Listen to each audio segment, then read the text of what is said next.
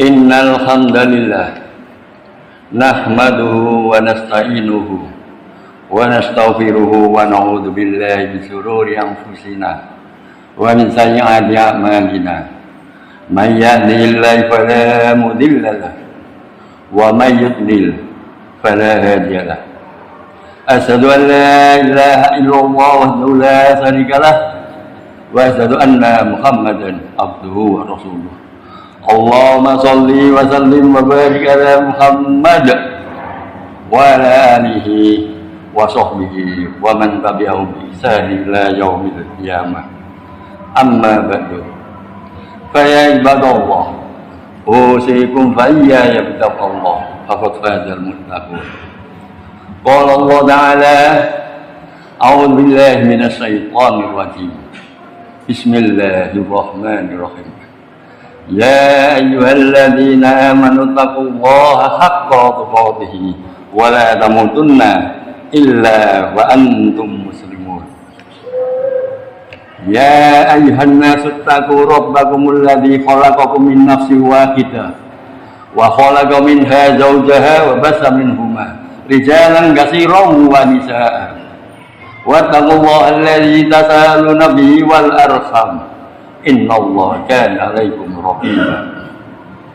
Ya ayyuhalladzina amanu taqullaha wa qulu qawlan sadida yuslih lakum a'malakum wa yaghfir lakum dhunubakum wa may yuti'illaha wa rasulahu faqad faza fawzan 'azima. Wa qala Rasulullah sallallahu alaihi wasallam, fa inna asdaqal hadits kitabullah wa khairal hadi hadi Muhammad sallallahu alaihi wasallam wa syarrul umuri muhdatsatuha wa kullu muhdatsatin bid'ah wa kullu bid'atin dhalalah wa kullu dhalalatin finnar. Jamaah salat Jumat yang dirahmati Allah, marilah kita senantiasa memuji Allah karena hanya Allah lah yang berhak dipuji.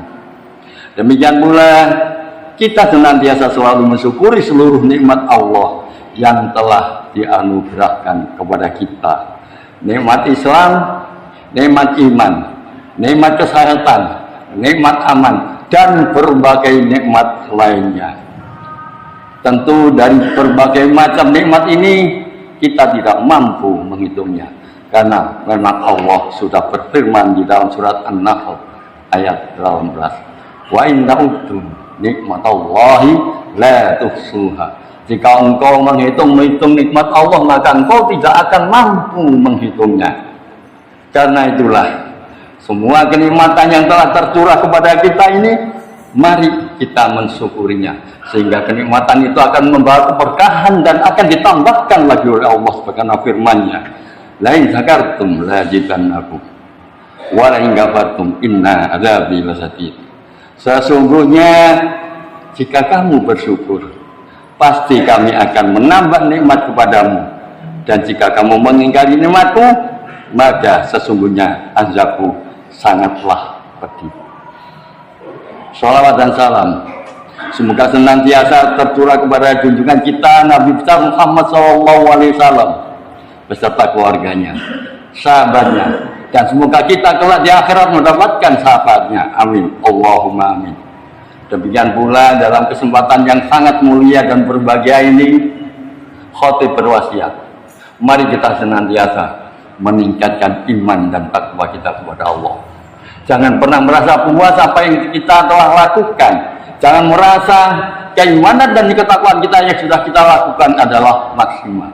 Dan kita harus senantiasa meningkatkan iman dan takwa kita kepada Allah dengan cara melaksanakan segala perintah-perintahnya semaksimal dan semampu kita, serta menjauhi larangan-larangannya. Karena kita tahu bahwa bekal yang paling berharga adalah takwa. Wa tazawwadu fa inna khairaz zadi taqwa. Berbekalah, dan sesungguhnya sebaik-baik bekal adalah takwa. Al-Quran surat Al-Baqarah ayat 190. Jamaah salat Jumat yang dirahmati Allah, dalam kesempatan khutbah singkat ini kami akan mengetengahkan sebuah tema bagaimana kita menjernihkan hati kita ini sehingga hati kita menjadi sehat, hati kita menjadi bening, hati kita menjadi tidak berkarat. Mari kita simak sabda Rasulullah SAW dalam sebuah hadis dari Nu'man bin Bashir berkata, saya mendengar Rasulullah SAW bersabda, ala wa inna fil jasadi mudghah, idza shalahat shalahal jasadu kulluhu, wa idza fasadat fasadal jasadu kulluhu, ala wahya qalbu.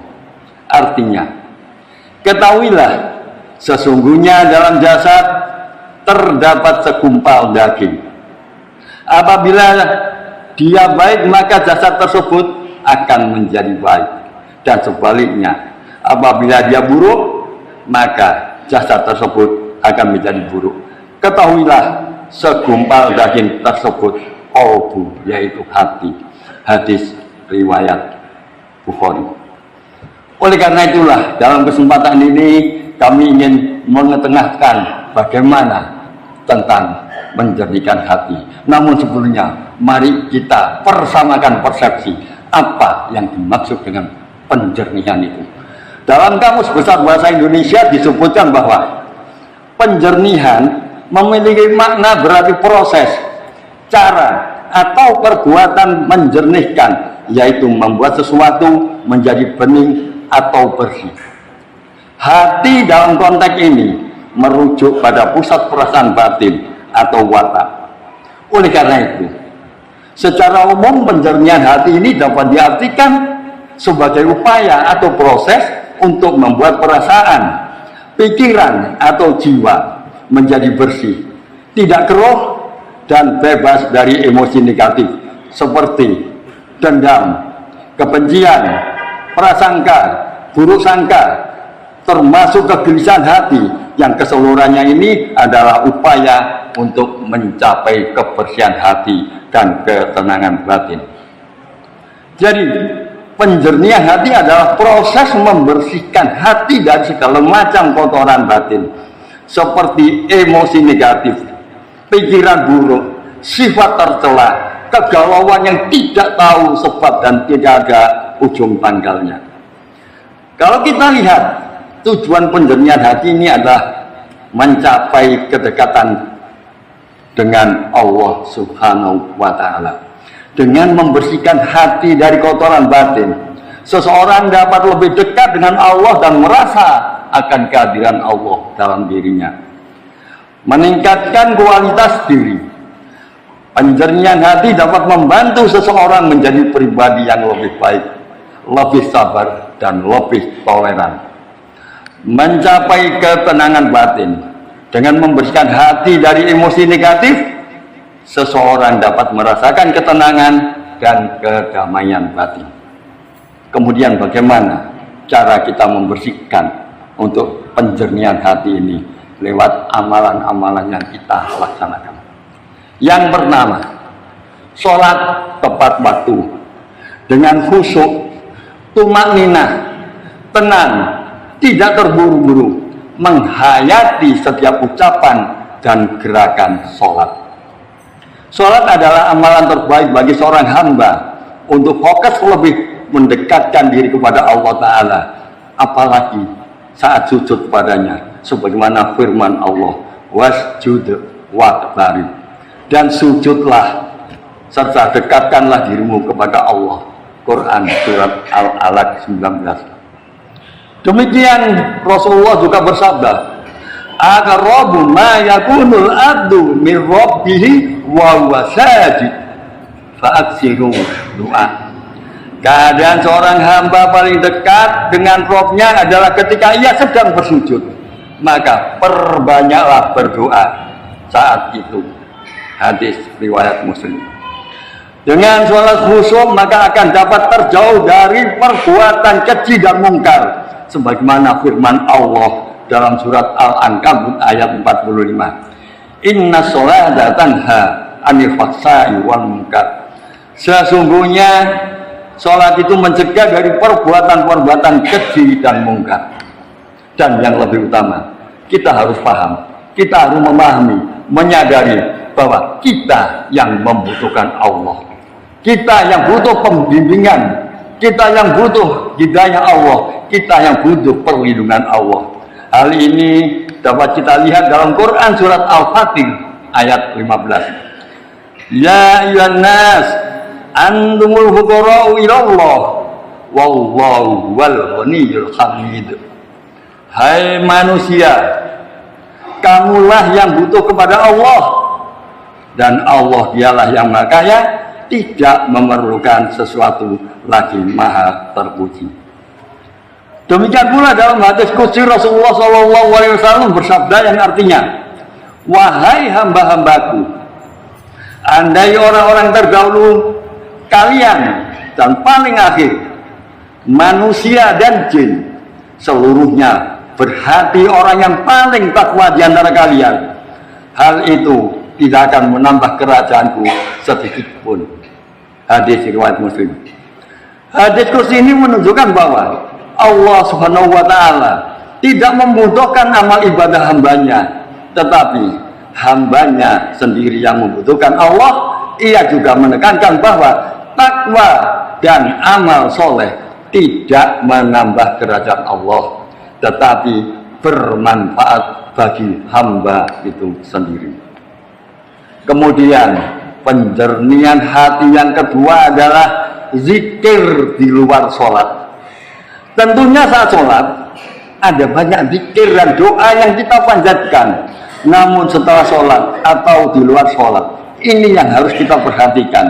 Jangan kita berhenti berzikir, baik dalam keadaan berdiri, baik dalam keadaan duduk, baik dalam keadaan berbaring, keadaan sedih, keadaan senang, keadaan sempit maupun keadaan lapang.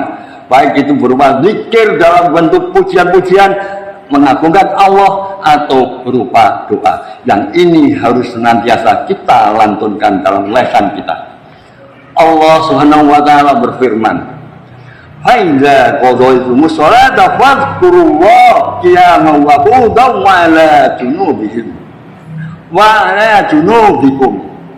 Maka apabila kamu telah menyelesaikan sholatmu, ingatlah Allah di waktu berdiri, di waktu duduk dan berbaring. An-Nisa ayat 103. Dengan berzikir yang penuh penghayatan, maka hati akan menjadi tenang. Hal ini sebagaimana firman Allah dalam surat Ar-Ra'd ayat 28. Alladzina amanu wa tatma'innul qulubuhum bidzikrillah. Ala bidzikrillah tatma'innul qulub. Yaitu orang-orang yang beriman dan hati mereka menjadi tentram dengan mengingat Allah. Ingatlah, hanya dengan mengingat Allah lah hati menjadi tentram. Demikian pula Rasulullah SAW membedakan antara orang yang berzikir dan orang yang tidak berzikir, bagaikan orang yang hidup dan orang yang mati. Orang yang berzikir adalah hidup, orang yang tidak berzikir bagaikan orang yang mati. Mari kita simak sabdanya. Masalul ladzi yadhkuru rabbahu wal ladzi la yadhkuruhu masalul hayy wal mayyit. Perumpamaan orang yang berzikir mengingat Rabb-nya dan yang tidak bagaikan orang yang hidup dan orang yang mati. Hadis riwayat Bukhari dan Muslim. Kemudian penjernihan hati yang ketiga adalah membaca Al-Quran, mentadaburi dan mengamalkan Al-Quran. Sudah barang tentu Al-Quran diturunkan oleh Allah, bukan sekedar pajangan atau buku bacaan yang kadang-kadang tatkala dibutuhkan dibaca. Namun sangat jelas tiap hari kita harus berinteraksi bersama Al-Quran, karena Al-Quran adalah pedoman kehidupan bagi orang muslim, obat penawar, di dalamnya juga rahmat dan berkah bagi kita semua. Jangan salah jemaah yang dirahmati Allah. Allah berfirman, wa nunazzilu minal qur'ani ma huwa syifaa wa rahmatul lil mu'minin. Dan kami turunkan dari Al-Quran sesuatu yang menjadi penawar dan rahmat bagi orang yang beriman. Quran surat Al-Isra ayat 82. Demikian pula Rasulullah SAW bersabda, tilkal sakinatu tanazzalat lil Quran. Itu adalah ketenangan yang turun karena Al-Quran. Hadis riwayat Bukhari dan Muslim. Dengan membaca Al-Quran juga bisa menghilangkan karat yang ada dalam hati. Ketahuilah bahwa semua manusia itu hatinya berkarat. Untuk menghilangkan karat salah satunya adalah dengan membaca Al-Quran. Rasulullah SAW bersabda, An Abi Umamah Al-Bahili qala Rasulullah SAW, al-qulubu la tasda'u kama yasda'u hadid. Qila ya Rasulullah wa ma jalawa qala qiraatul Quran wa dzikrul maut. Rawahu Muslim. Dari Abu Umamah Al-Bahili radhiyallahu an, dia berkata, Rasulullah SAW bersabda, semua hati itu berkarat sebagaimana besi berkarat. Dikatakan, ya Rasulullah, apakah pembersihnya? Rasulullah menjawab, membaca Al-Quran dan mengingat mati. Kemudian pembersih atau menjernihkan hati yang keempat adalah muraqabatullah, yakni sebuah kesadaran akan pengawasan Allah Ta'ala dan memperbanyak mengingat kematian, sehingga segala perbuatan yang akan dilakukan akan senantiasa waspada bahwa semua itu akan ada balasan, dan juga selalu bersiap menuju kematian yang datangnya tidak menunggu kesiapan kita.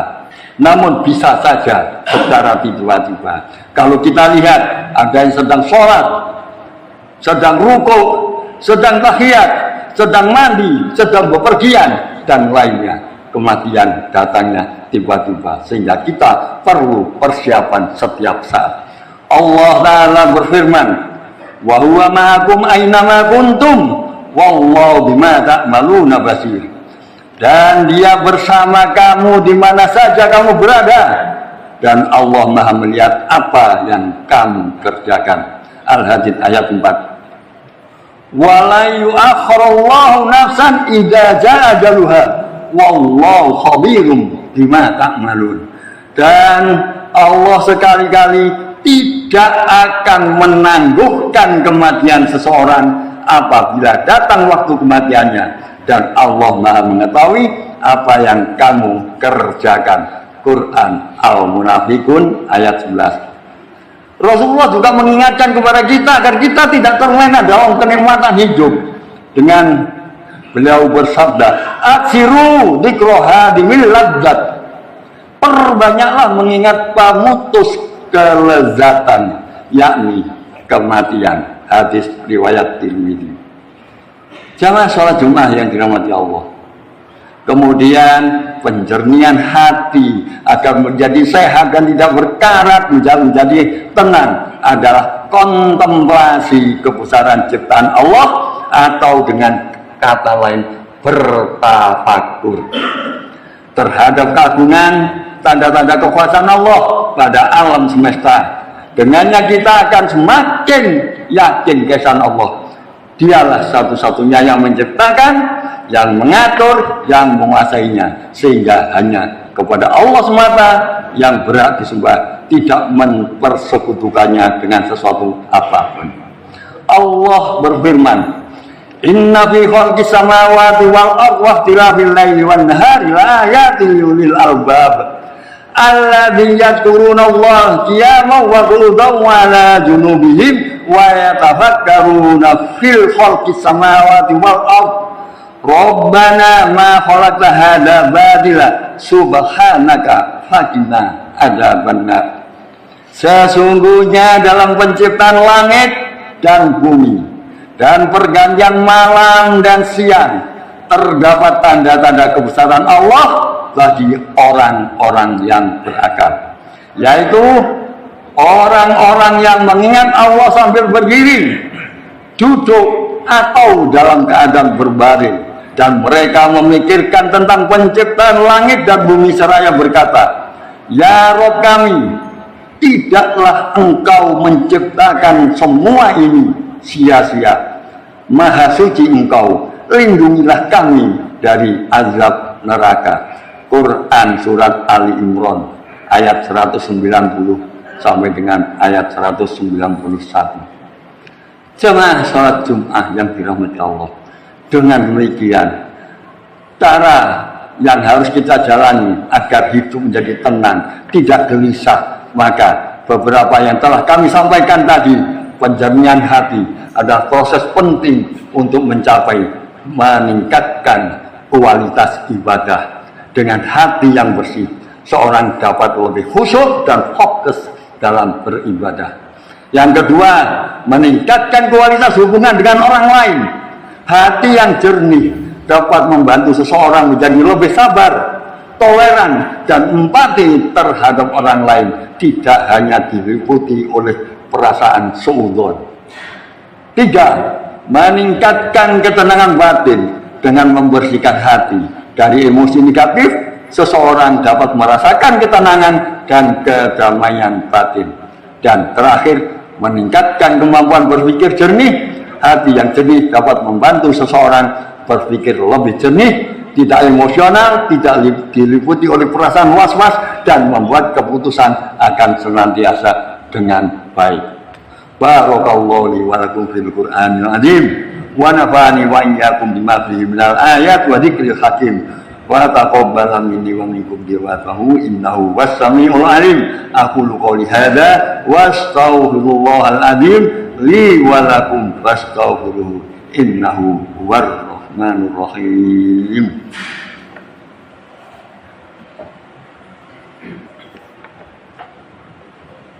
Alhamdulillah. Alhamdulillahilladzi hadana li hadza wa ma kunna linahtadiya laula an hadana Allah. Asyhadu an la ilaha illallah wa la syarika lah. Wa asyhadu anna Muhammadan abduhu wa rasuluh. Allahumma shalli wa sallim wa barik ala Muhammad wa ala alihi wa sahbihi ajmain. Amma ba'du. Inna Allah wa malaikatahu yusholluna 'alan nabi ya ayyuhalladzina amanu shallu 'alaihi wa sallimu taslima. Allahumma shalli 'ala Muhammad wa ala ali Muhammad kama shallaita 'ala Ibrahim wa ali Ibrahim innaka Hamidum Majid. Allahumma ighfir lil muslimin wal muslimat wal mu'minin mu'minat al ahya'i minhum wal amwat. Allahumma inna nas'aluka salamata fid din wa afiyatan fil qada wa ziyadatan fil ilmi wa barakatan fil rizqi wa taubatan qabla al-maut wa rahmatan indal maut wa maghfiratan ba'dal maut. Allahumma hawwin alaina fi sakaratil maut wa najata minan nar wal afwa indal hisab. Rabbana la tuzigh qulubana ba'da idh hadaitana wa hab lana min ladunka rahmah innaka antal wahhab. Allahumma inna ala dzikrika wa syukrika wa husna ibadatik. Allahumma inna as'aluka huda wa tuqa wal afafa wal ghina. Rabbana wa li ikhwanina alladziina sabaquna bil iman wa la taj'al fi qulubina ghillan lil ladzina amanu. Rabbana innaka ra'ufur rahim. Rabbana atina fid dunya hasanah wa fil akhirati hasanah wa qina adzabannar. Ibadallah, innallaha ya'muru bil adli wal ihsan wa ita'i dzil qurba wa yanha 'anil fahsya'i wal munkar wal baghi ya'idukum la'allakum tadhakkarun. Fad'uhu yastajib lakum wa la dzikrullahi akbar. Allahu akbar, Allahu akbar. Asyhadu an la ilaha illallah. Asyhadu anna Muhammadar Rasulullah.